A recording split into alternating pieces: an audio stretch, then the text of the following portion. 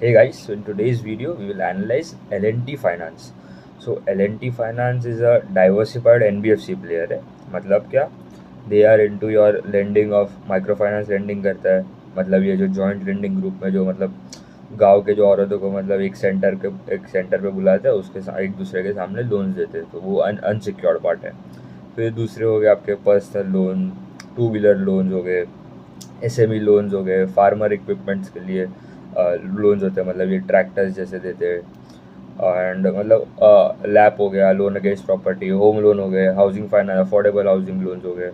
तो इनका मतलब मेजोरिटी देखेंगे तो अराउंड 28% ऑफ द बुक जो है that comes from your micro finance segment. मतलब ये जो जॉइंट लेंडिंग ग्रुप हो गया, इंडिविजुअल लोन्स वाला सेगमेंट, तो वहाँ से आता है. फिर दूसरा around 16% of the book comes from your farm equipment financing. मतलब ये जो जैसे ट्रैक्टर्स हो गए वहाँ उनको लेंडिंग करते हैं, फार्मर के जो इक्विपमेंट्स हो गए. दूसरा है urban finance. Urban finance constitutes your two wheeler loans, personal loans, home loan and loan against property. ये जो चार सेगमेंट से बना है अर्बन फाइनेंस. तो दैट कॉन्ट्रीब्यूट्स टू अराउंड 50% के आसपास. एंड जो रिमेनिंग 5-6% है that is your SME finance. मतलब ये जो स्मॉल एंड मीडियम एंटरप्राइजेस को मतलब जो बिजनेस लोन्स का ज़रूरत पड़ता है, सप्लाई चेन के लिए लोन्स जो है, वर्किंग कैपिटल लोन्स, तो उनको देते हैं अराउंड 7%. तो ये मतलब majority of the book is into your secured ही है. मतलब मेजॉरिटी वो अर्बन फाइनेंस वाला, home loan, LAP, that is all secured. Two wheeler भी सम वॉट इज सिक्योर्ड. फिर जो अनसिक्योर्ड पार्ट है दैट इज योर जो माइक्रो फाइनेंस वाला पोर्शन है, वहाँ पे दैट डी ग्रू अराउंड 16%. तो मतलब वहाँ पे तो सबको प्रॉब्लम्स ही हो रहे हैं, all players in the micro finance space. मतलब पूरा सेक्टर ही हेडविंड से जा रहा है, मतलब बहुत प्रॉब्लम है. बट हाँ, they have given hints that the cycle of microfinance is been stabilising. मतलब इन दिसंबर के जो ट्रेंड्स हो गए, जनवरी में भी मतलब उनको लग रहा है कि this is now bottoming out and जो पीक है वो हो गया, उनको लग रहा है ऐसा. फिर उन्होंने एक गाइडेंस दिया था कि 2026 के लिए, मतलब till 2026 they want their retailisation to be greater than 95%. उसका मतलब क्या? रिटेल बुक होता है, रिटेल बुक मतलब हम जैसे कस्टमर्स को जो लोन देते हैं. एंड दूसरा एक बुक होता है होलसेल वाला. उसका मतलब क्या कि बड़े बड़े कॉर्पोरेट्स को corporate finance, construction equipment, construction finance में होता है, इंफ्रा लोन्स जो होते हैं, बड़े बड़े प्रोजेक्ट, एवरेज टिकट साइज भी उनका अराउंड 5-6 करोड़ के आसपास, 10 करोड़ के आसपास होता है जो जो कॉर्पोरेट लोन्स जो होते हैं. तो दैट उनका अराउंड पहले अराउंड 50% ऑफ द पूरा जो लोन बुक है that use to constitute of जो होलसेल वाला. तो वो अभी they are running down on घटा घटा के अभी ओनली जस्ट 3-4% ही है अभी वो बुक. तो उनका रिटेलाइजेशन ग्रेटर देन 95%. पहले देख लेते हो आगे का गाइडेंस दिया है 2026 का, retailisation to be greater than 95%. Retail growth मतलब ये जो लोन बुक का ग्रोथ है for the retail book that to be greater than 25%, जो एयूएम बोलते हैं. फिर GNPA to be less than 3%, NNPA to be less than 1%. And consolidated ROA मतलब the book of retail plus the wholesale total consolidated that to be उनका जो आर होगा that to be around 2.8 to 3% के आसपास. अभी देखते हैं उनका ये क्वार्टर में क्या हुआ था लोन बुक का सबका. तो इनका एयूएम का साइज अराउंड देखेंगे तो 92,000 करोड़ का जो रिटेल बुक है. एंड जो दूसरा जो होलसेल बुक है दैट इज अराउंड 3,000 करोड़. मतलब वो तो कम ही हो गया, 3-4% ही अभी. तो उनका अराउंड अगर पूरा देखो तो 95,000 करोड़ को होगा पूरा जो लोन बुक का साइज. उसके बाद उनका जो डिसबर्समेंट था, डिसबर्समेंट जस्ट ग्रो अराउंड 5%. क्योंकि मतलब प्रॉब्लम्स ही मतलब पूरे सेक्टर में प्रॉब्लम है, ऐसा नहीं कि खाली इनको प्रॉब्लम हो रहा है. तो कभी भी जो भी सेक्टर में ऐसा प्रॉब्लम होता है, the first sign is that जो आपके जो सेक्टर का जो बॉटमिंग आउट होता है वो कैसे मालूम पड़ता है कि कलेक्शन से ज़्यादा they more focus shift towards your disbursement का ग्रोथ. एंड अगर साइकिल टर्न होता है मतलब पर ख़राब होता है तो तभी क्या होता है, डिसबर्समेंट का ग्रोथ स्लो होता है एंड कलेक्शन पे ज़्यादा ध्यान देते हैं. तो मतलब Q1 Q2 के आसपास सब सब all the companies were focusing more on collections rather than disbursements. And अभी थोड़ा सा अभी स्टार्ट हो रहा है टू फोकस ऑन डिसबर्समेंट आगे जाके. तो मतलब companies like Ujjivan small finance ने भी मतलब बोला है कि उनका जो बिजनेस अपडेट जो आता है उसमें भी बोला है कि द इक्विटास ने भी बोला है, उज्जीवन ने भी बोला है कि they are now start the to focus more on the disbursements from Q3 Q4 के एंड से. तो तब से स्टार्ट मतलब ऑलमोस्ट पीक पे ही है पूरा साइकिल जो माइक्रो फाइनेंस का है. उससे मतलब इससे ख़राब तो और जा नहीं सकते, ऐसा बोल रहे मैनेजमेंट, मैं नहीं बोल रहा हूँ. ठीक है। फिर उनका जो निम्स है, फिर net interest margin, NIMS is your net, उसका मतलब क्या कि द इंटरेस्ट आपने जितना अर्न किया minus the interest expense divided by your total assets. तो that was around 8.5% versus 8.94% quarter on quarter. तो इनका क्योंकि निम्स क्यों घटा है, क्योंकि जो यील्ड होता है, मतलब yield is the rate at which you lend to the customers, तो दैट हैज ड्रॉप्ड। तो मतलब अराउंड 15% के आसपास है वर्सेज 15.4% क्वार्टर एंड क्वार्टर देखो तो यील्ड उनका कम हुआ है। तो मतलब इंटरेस्ट कमाएगा भी कम ही ना, अगर उनका rate at which they are giving out the loan is decreasing, तो वो प्रॉब्लम है। फिर दूसरा देखेंगे तो क्रेडिट कॉस्ट इज बेसिकली और आपका जो प्रोविजन होता है, आप मतलब प्रोविजन कितना करते हो divided by your total asset. Provision क्या होता है, अभी if you are given out a loan of around 100 rupees to a customer, अगर उसने मतलब अगर एक ईएमआई पे नहीं किया, तो आपने अगर पहले 100 रुपीज़ का दिया है लोन, उसके लिए आपने 1 रुपया प्रोवाइड करके रखा कि भाई ये कस्टमर थोड़ा प्रॉब्लम, मतलब आगे जाके अगर प्रॉब्लम हो तो मेरे पास 1 रुपया मतलब फॉर अ सेफर साइड कि मैं इसको मतलब I can reduce it from my book. तो अगर प्रॉब्लम हो रहा है आगे जाके कस्टमर्स को कि अगर एक ईएमआई पे नहीं किया तो I will provide more money to that, 1 rupee था तो मैं 5 रुपीज़ करूँगा, अगर नहीं किया और एक बार एग्जांपल दे रहा हूँ ऐसे। तो मतलब दैट द प्रोविजंस जो होते हैं दैट इज योर आपका जो क्रेडिट कॉस्ट होता है और provision divide by total asset. तो मतलब इफ़ अ कस्टमर का क्वालिटी अगर आगे जाके ख़राब होता है, अगर लोन एसेट क्वालिटी आपका जीएनपी एनएनपीए बढ़ता है, तो automatically you have to provide more. तो क्रेडिट कॉस्ट सबका ही बढ़ गया था, ऐसा नहीं कि खाली इनका बढ़ा है, पूरे सेक्टर में मतलब माइक्रो फाइनेंस स्पेस में भी सबका बढ़ा है। इनका तो अराउंड 28-30% का ही है बुक, बट जो प्योर माइक्रो फाइनेंस लेंडर्स है लाइक योर क्रेडिट एक्सिस ग्रामीण हो गया, अरमान फाइनेंशियल, स्पंदना स्फूर्ति ने लॉस रिपोर्ट किया Q3 में, फ्यूजन माइक्रो फाइनेंस का भी रिजल्ट आएगा, फिर सेटिन क्रेडिट कह रहे उसका भी रिजल्ट आएगा, तो सबका देखना पड़ेगा। Q2 में तो लॉस ही था उनको भी, फ्यूजन को, तो उनका सबका क्रेडिट कॉस्ट बढ़ गया है। एंड फिर पैट डिग्रू अराउंड 2% YOY। पैट क्यों डिग्रू गया, पीपॉप तक तो ठीक है, मतलब आपका क्या होता है P&L स्टेटमेंट में, इसमें फॉर बैंक्स एंड भी कोई भी लेंडर स्पेस में, तो आपका पहले आता है और नेट इंटरेस्ट इनकम आता है, फिर आपका अदर इनकम ऐड करके आपका टोटल इनकम आता है। टोटल इनकम के बाद आपका आता है ये ऑपरेटिंग जो कॉस्ट होते हैं आपके, रेंट्स हो गए, एम्प्लॉय के सैलरी हो गए, कोर ऑपरेटिंग एक्सपेंस जो बोलते हैं, वो हटा के आता है आपका पीपॉप, प्री प्रोविजन ऑपरेटिंग प्रॉफिट। उसके बाद आता है आपका प्रोविजन क्रेडिट कॉस्ट जो हम बोलते हैं। तो मतलब ये जो आपका जो फाइनेंस कॉस्ट, मतलब कितना आपको मतलब ख़राब निकले लोन्स, कोई कस्टमर ने पे नहीं किया उसके लिए हमें ज़्यादा प्रोवाइड करना पड़ता है, तो वो मेन एक्सपेंस है अभी, मतलब जो प्रॉपर इनके लिए all the companies in the lending space, तो वहाँ पे सबको जो प्रॉब्लम हो रहा है। उसके बाद आता है योर प्रॉफिट बिफोर टैक्स, ठीक है, फिर पैट आ जाता है। तो उनका पैट डिग्रू 2%। फिर ROE देख लेते हैं। ROE is basically return on equity. Return on equity was around 10% versus 11.65% quarter and quarter. फिर ROA was around 2.27 versus 2.6 quarter and quarter, तो दोनों घट गया है। क्यों घटा है, क्योंकि ROE is basically your net income जो होता है divide by your total assets. तो इनकम कम हो गया क्योंकि पैट भी डिग्रू हुआ, तो ऑफकोर्स मतलब ROE भी नीचे ही जाएगा, तो वो 10% हो गया, वो 11.7%। वो भी मतलब ROE का डायरेक्शन इंपॉर्टेंट है, ROE एब्सोल्यूट नंबर में कभी नहीं देखने का। कंपनी लाइक बजाज फाइनेंस, उनका पहले ROE था अराउंड 25% के आसपास, अभी घट के हो गया around 19%। And companies like India shelter, उनका पहले 12% था, अभी 15% के आसपास जा रहा है। कंपनी लाइक यूग्रो कैपिटल, उनका अराउंड पहले 4% था, अभी अराउंड 8-9% के आसपास आ गया है। तो वहाँ पे मतलब डायरेक्शन इज़ वेरी इंपॉर्टेंट, तो वो देखना पड़ेगा। फिर इनका जो एसेट क्वालिटी है उसमें देख लेते हैं GNPA। The gross non performing assets were around 3.23% versus 3.19 quarter and quarter. And NNPA बोलूँ तो it was around 0.97 versus 0.96 quarter and quarter. And उन्होंने मतलब this quarter they used a macro prudential provision worth of ₹100 crore. उनके पास मतलब ये जो होता है दैट इज़ योर इमरजेंसी, जो मतलब पैसा जो होता है उनके लिए। क्यों, मतलब ऐसे कोई भी ऐसे टफ सिचुएशन आते हैं, कोई भी मतलब प्रॉब्लम्स, अचानक से कोई सेक्टर में प्रॉब्लम आ गया, कोई अननोन रिस्क भी होता है, ये तो नोन रिस्क था, मतलब ऐसा कुछ प्रॉब्लम कोई एक्सटर्नल फैक्टर से तो प्रॉब्लम नहीं हुआ था, ये तो मतलब अचानक से ही हो गया है मतलब सबको।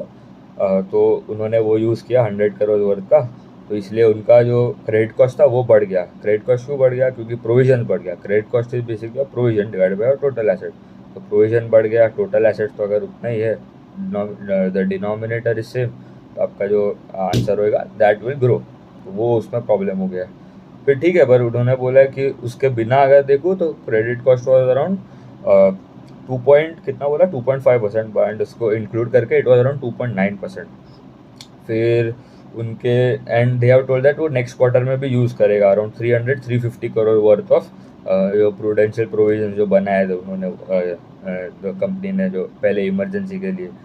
फिर उनका देख लेते हैं कलेक्शन एफिशिएंसी। कलेक्शन एफिशिएंसी क्या होता है? Collection efficiency is basically if you are NBFC, मतलब आप एक बैंक है, कोई भी लेंडर हो, एंड आपने कैलकुलेट किया कि this month I should collect around 100 rupees worth of पैसा, 100 रुपीज़ मिलना चाहिए मेरे को from all the customer as a EMI, ठीक है, but you only got around 95 rupees, तो आपका कलेक्शन एफिशिएंसी इज 95%, ऐसा समझना पड़ेगा। तो इनका अराउंड कितना है? अराउंड 97.9% है अभी। वो पहले था अराउंड 98.1 इन अक्टूबर में, एंड सितंबर में अराउंड 98.3 था, तो वो भी कम हो रहा है। तो मतलब क्या कि लोग कम पैसा दे रहे हैं उनको EMI के फॉर्म में। फिर उनका पार जीरो होता है। पार जीरो इज बेसिकली ऐसे कस्टमर्स, पार होता है योर पोर्टफोलियो एट रिस्क, फिर होता है एक टर्म है DPD, डेज पास ड्यू होता है, और एक टर्म है your SMA। SMA is basically your special mention account. ये तीनों का मतलब सिमिलर ही है, ऑलमोस्ट सेम ही है। तो PAR is your portfolio at risk, 0+ मतलब उसका क्या, ऐसे कस्टमर्स जिसका एटलीस्ट 1 डे हो गया and they have not paid the EMI, मतलब टाइम पे EMI ने पे किया है, उतना समझ लो। तो उनका था around 4.3% versus 3.6 quarter in quarter. फिर पार 30 मतलब ऐसे कस्टमर्स जिसके एटलीस्ट 30 डेज है past from the date of the EMI का जो ड्यू डेट था, but they still haven't not paid the EMI on time, मतलब EMI पे नहीं किया है, तो दैट वाज अराउंड 3.3 वर्सेस 3, तो वो भी खराब हो रहा है। पार 60 मतलब ऐसे कस्टमर्स जिसने 60 डेज हो गए but still they haven't paid the EMI, that was around 2.7 versus 2.5 quarter in quarter. तो ये तीनों खराब हो रहे हैं नंबर्स। एसेट क्वालिटी भी थोड़ा खराब हुआ है, ROE भी नीचे गया है। तो मतलब है ना, मतलब जब भी ऐसा जब होता है कंपनी में, तो आप खाली उनके रिजल्ट से आप नहीं डिसाइड कर सकते हो कि रिजल्ट ख़राब है। आपको मैनेजमेंट का कॉल भी सुनना पड़ेगा, क्योंकि ये जो रिजल्ट है वो लैगिंग इंडिकेटर है, मतलब लास्ट क्वार्टर में क्या हुआ था वो बता रहा है, बट अभी आगे जाके market is future looking, forward looking, तो वो हिसाब से देखना पड़ेगा। तो अगर आगे जाके अगर कंपनी ने कॉल में ये भी बोला है कि this situation they are expecting that, ये जो पूरा माइक्रो फाइनेंस का जो सेगमेंट है, they are expecting the stabilisation in the collection efficiency in January and expect February and March to be better, to have better trends, मतलब जो collection efficiency इनका 97-98% था वो आगे जाके अगर इम्प्रूव हो सकता है, ऐसा बोल रहे कंपनी। क्योंकि अगर खाली आप नंबर्स देख के चलोगे तो आपको थोड़े मतलब और 3-4 महीने तो आपको लगेगा सब खराब ही हो रहा है, मतलब कुछ है ही नहीं सेक्टर में। बट अगर मैनेजमेंट का आप जो कॉल सुनोगे ना, उन्होंने मतलब they are giving a sign that the cycle is going to turn from this, from मतलब यही 1-2 महीने में, मतलब the microfinance cycle will peak out, उसके बाद दे कैन इम्प्रूव। क्योंकि अभी जो क्रेडिट एक्सेस ग्रामीण का भी एक जो रिजल्ट आया, उन्होंने भी ऐसा ही बोला है कि उनका पहले FY25 में गाइडेंस था कि अराउंड 10, पहले का गाइडेंस 25-30% के आसपास लोन बुक का ग्रोथ Q1 में दिया था, Q2 में कम करके दे डिड अराउंड 10-12% कर दिया गाइडेंस AUM का ग्रोथ का। अभी in Q3 they have told that they are in FY26 they will do 18-20% the loan book का ग्रोथ। तो मतलब क्या कि उन्होंने गाइडेंस क्यों बढ़ाया? अगर उनको लग रहा है कि इम्प्रूव होएगा इसीलिए बढ़ाया। फिर उनका ROE का नंबर भी दे आर सिग्नलिंग दैट वो आगे जाके इम्प्रूव हो गया, कलेक्शन एफिशिएंसी भी इम्प्रूव हो रहा है। तो इनिशियली तो आपको अभी लगेगा कि रिजल्ट तो बहुत ख़राब है, कि मतलब प्रॉब्लम्स है, बट ऐसा नहीं है, but we have to listen to the call as well, ठीक है। उसके बाद दे आर एक्सपेक्टिंग जो recovery in February and March of FY2025 में। फिर they have told that the team worked very hard to deliver reasonable outcome and they are cautiously optimistic. उसका मतलब क्या कि ये जो साइकिल था, मतलब उस इन Q3 उनको बहुत ही काम करना पड़ा टू डिलीवर 23% लोन बुक का ग्रोथ। गाइडेंस कितना था? 25% फॉर फुल ईयर, मतलब तो भी इट इज़ स्टिल, मतलब पहले तो उन्होंने Q2 में भी 25-27 किया था, उसके पहले भी 28 के आसपास। पूरा YoY देखूँ तो they will still grow around 25% plus. फिर जो उनका जो एक रेगुलेटरी बॉडी है इन द माइक्रो, पूरा जो माइक्रो फाइनेंस स्पेस में, देयर इज एमफिन करके जो माइक्रो फाइनेंस इंस्टीट्यूशन नेटवर्क है। तो उन्होंने थोड़े गार्ड रेल्स, मतलब थोड़े रूल्स जैसे बनाए थे। तो इन Q1 Q2 के आसपास ही रूल बनाए थे कि a customer can borrow only maximum from 4 lenders, मतलब 4 लेंडर से, lender A B C D से ही लोन ले सकता है। अगर E के पास जाएगा तो he will not get the loan, अगर 4 से ले लिया। And the total amount of debt a customer can take, मतलब total amount of loan amount जो होगा क्यूमुलेटिव ऑफ ऑल द, मतलब सबको मिला के, that would be less then 2 lakh rupees, मतलब लेस देन और इक्वल टू 2 लाख रुपीज़, उसके ऊपर नहीं जा सकता। एंड फ्रॉम April 1 ऑफ 2026 जो एमफिन है उन्होंने और थोड़े क्या बोलते हैं रूल्स को और टाइटन कर दिए। कि पहले बोला कि 4 ही लेंडर से ले सकते हैं 2 लाख रुपीज़ क्यूमुलेटिव सबको मिला के, अभी बोल रहा है 2 लाख ही लो बट फ्रॉम 3 लेंडर्स, मतलब और एक लेंडर कट करना पड़ेगा, टोटल अमाउंट तो उतना ही रहेगा। बट हाँ, इसलिए मतलब गाइडेंस, मतलब द रूल्स पर और थोड़े स्ट्रिक्ट हो गए, वो देखना पड़ेगा। एंड मतलब दे आर एक्सपेक्टिंग दैट आगे जाके थोड़े टाइम के लिए the disbursements would be slowed, क्योंकि मतलब अगर 4 से 3 कर रहे तो अगर नए कस्टमर्स अगर नहीं मिल रहे, मतलब वो स्पीड से, मतलब क्योंकि इतना एसेट क्वालिटी इतना ख़राब है, तो मतलब आगे जाके थोड़ा डिसबर्समेंट में प्रॉब्लम हो सकता है। बट AUM तो ठीक है, AUM तो ग्रो ही करेगा। फिर दूसरा है कि and they are expecting that they have given a guidance for the credit cost to be around 2.6-2.7% के आसपास। And they are expecting Q4 will be the peak for the credit cost, मतलब ये जो प्रोविजन जो होते हैं that will be at the highest for in Q4, क्योंकि वो और जो प्रोवाइड करने वाला अराउंड 300 टू कितना अराउंड कितना प्रोवाइड करना था मैक्रो प्रोविजन, वो अराउंड 300-350 करोड़ के आसपास का और प्रोविजन करेगा, इसलिए ऑटोमेटिकली जो क्रेडिट कॉस्ट है वो भी बढ़ेगा। And they will be able to give much clear guidance in Q4 of FY25, मतलब अभी जो मार्च अप्रैल में जो रिजल्ट आएगा Q4 का, तो तब they are giving a proper, they will give a proper guidance and सब फॉर पूरा ईयर ऑफ FY20। जो मेन जो गोल था वही तो रही है, रिटेलाइजेशन टू बी ग्रेटर देन 95%, वो अचीव हो गया। रिटेल ग्रोथ भी अराउंड हो जाएगा 25% के आसपास, मतलब ग्रेटर देन 25। GNPA भी लेस देन 3% ही है, नहीं है 3.23 है, वो उनको घटाना पड़ेगा। And NNPA to be less than 1%, वो NNPA तो कर ही सकते हैं क्योंकि प्रोविजन बढ़ा सकते हैं, तो GNPA minus your provision is your NNPA। And उसके बाद ROA जो कंसोलिडेटेड है that is around 2.8 to 3%। And वो उन्होंने बोला है कि वो FY26 के एंड तक they are expecting that thing, मतलब अगर यहाँ से भी अगर माइक्रो फाइनेंस स्पेस में ख़राब हो सकता है, मतलब और थोड़ा प्रॉब्लम आ सकता है, और फॉर नेक्स्ट 3 मंथ्स तो आएगा ही, मतलब ये क्वार्टर जो है Q4 वहाँ तक तो होएगा ही प्रॉब्लम। उसके बाद अगर और प्रॉब्लम एग्जिस्ट करता है तो ये गाइडेंस थोड़ा डिले भी हो सकता है, वो देखना पड़ेगा। एंड अभी से ना, मतलब क्या बोल सकता हूँ कि जो भी कंपनीज है in the space they will see diversified result दिखेंगे, क्योंकि जो कंपनी बेटर है वो तो अच्छा परफॉर्म, जो क्वालिटी लेंडर्स है उनका जो AUM का साइज जो अच्छे रेट से ग्रो कर रहा है, तो that will be able to perform better. तो यही है कि ट्रैक करना पड़ेगा, देखना पड़ेगा गाइडेंस आगे जाके क्या होता है रिजल्ट क्या आता है। अभी सबके नंबर्स जो चालू है Q3 के जो नंबर्स उसको ट्रैक करें।